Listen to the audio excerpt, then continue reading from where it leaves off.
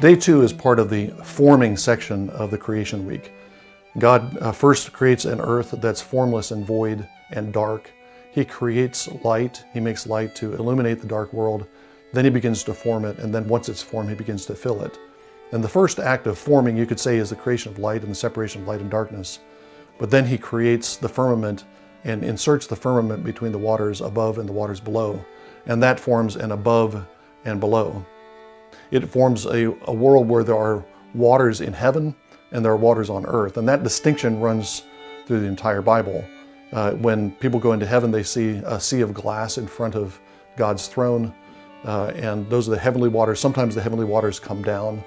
We have a distinction in Exodus between the land that Israel was going into and Egypt, where they came from. And the distinction is made in terms of waters above and waters below. The rain from heaven, God waters the land of Canaan that Israel is entering, rather than water coming up from the Nile, groundwater arising from below to water the land of Egypt. They're going to get water from heaven that's going to water their own land. So the first form that we have in the creation is this distinction between the waters above and the waters below. The Hebrew term for the firmament is rakia, which means something that's beaten out, beaten flat. It's used to describe a piece of metal, for example, that's beaten into a sheet. And at least that's the appearance that the firmament has. If we look up to the sky, we look at a dome. That's the firmament. And it looks like a piece of blue material, solid material that's been beaten flat. But when we actually look at the rest of the creation week, we see that the firmament is not just that barrier. The firmament has depth. It is a barrier, but it has depth. We know this from day 4 when God inserts into the firmament the sun, moon, and the stars. And the sun and moon and the stars become a symbol, visible from earth, a symbol within earth, within the system of earth that resembles the glories of heaven. That's one of the reasons why the firmament is called heaven after it's formed in day 2. It's an earthly image of heaven, and the sun, moon, and stars that are put in there are an image of God and his glory, with the stars being symbols of the sons of God, the angels that are surrounding him. And so in the creation week, we have this built-in analogy, this built-in metaphor between the highest heaven, where God is enthroned, and the earthly heavens, which are the firmament. We could also say it's the barrier that lies between God's highest heaven, God's throne room, where God is enthroned, and the earthly realm beneath. That barrier shows up in a number of places in the Bible.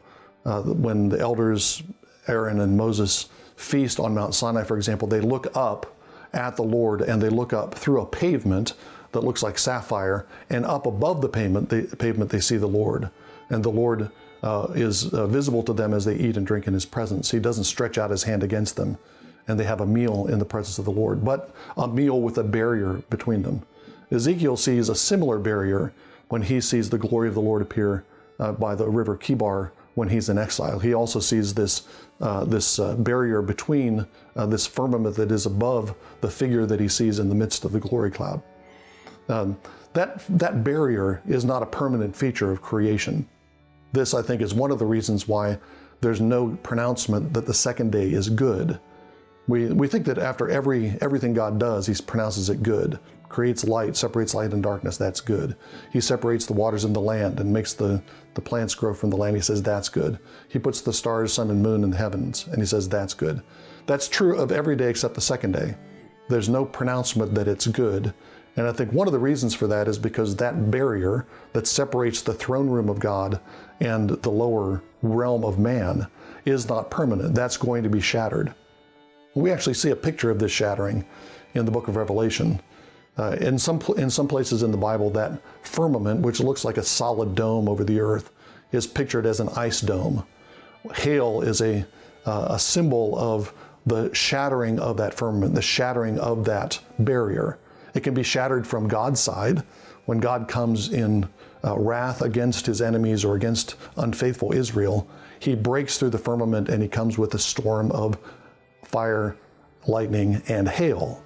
It's hail because he's breaking that ice dome from above. And that's what we see in the book of Revelation. We see several times where hailstorms appear, especially at the end of chapter 16 in Revelation, where there's a hailstorm with hailstones that are 100 pounds each. And the reason for that is because the whole story of Revelation is about the throne of God, which begins above the firmament with the sea of glass, the firmament sea, the heavenly waters in front of the throne. From that position, when John first sees the throne, to the position at the end of the book where God's throne has come through the firmament, shattered the ice dome, and come down to dwell on the earth. And that's the final condition of creation.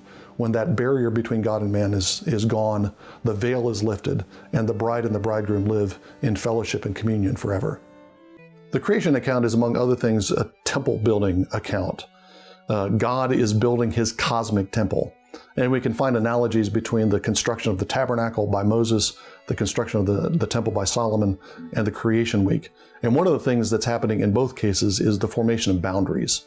God creates boundaries between the waters above and the waters below. He makes boundaries between the land and the sea, the land and the ocean on day 3. God is creating and forming a world. That's what Moses and Solomon do as well when they build their sanctuaries. They form a world, bound off the holy places from the profane places, bound off places that have different degrees of holiness. So we have this analogy built into the creation account between temple building and creation. And that informs our understanding of what the firmament is. I mentioned in the first episode of this series that the firmament is not just a shell, it's not just a flat shell, a dome above the earth, but it actually has depth. We not only know that from the creation week because the sun, moon, and stars are placed in the firmament, but we also know that from several places in the Psalms where the firmament, that heavens, that visible heavens, is compared to a tabernacle. Psalm 19 tells us that it's like a tabernacle. The Lord has made a tabernacle for the sun. And Psalm 150 begins with an exhortation to praise him in the sanctuary and to praise him in the firmament. There's this poetic parallel between the firmament and the sanctuary.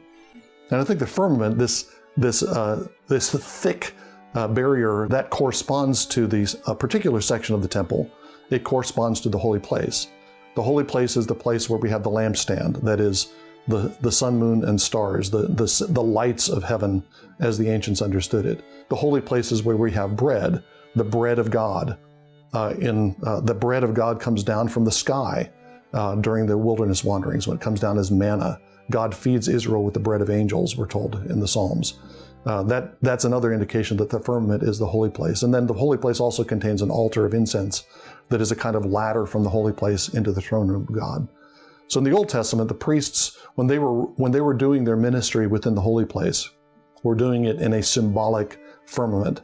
They had ascended as far as the firmament, but they had not ascended all the way to the throne room. They hadn't gone through the final barrier into the throne room. And this, of course, is what Jesus does for us, according to the book of Hebrews. He goes into the inner sanctuary. He goes directly into the throne room of God, taking his own blood, having offered himself as his own sacrifice, and he makes a way for us, not just into the holy place that the ancient priests entered, but he makes a way for us past the holy place so that we are seated with Christ in heavenly places. We share the throne of God. We receive the benefits and blessings and gifts of the inner sanctuary, not just the blessings of the firmament. We are elevated above the sea, above the firmament, with Christ in glory.